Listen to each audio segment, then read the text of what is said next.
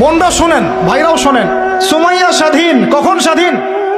যখন আবু জেহেল তাকে বলছে যে তুই এই জন্যই ইসলাম কবুল করেছিস যে মুহাম্মাদের সৌন্দর্য দেখে তুই তার প্রেমে পড়েছিস। নাউজুবিল্লাহ সাল্লাল্লাহু আলাইহি ওয়াসাল্লাম কি বলেছে বলেন? তুই মুহাম্মাদের সৌন্দর্য দেখেই মনে হয় তার প্রেমে পড়েছিস। নাউজুবিল্লাহ, আস্তাগফিরুল্লাহ। সুমাইয়া রাদিয়াল্লাহু আনহা তখন বাধা, হাত পা বাধা, হাত পা বের করার কোনো অপশন নাই, বাধা আছে।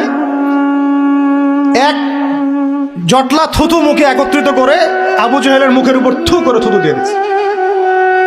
আর আপনারা তো জানেন যে একটা থুতুতে অনেক কিছু হয়, হয় না?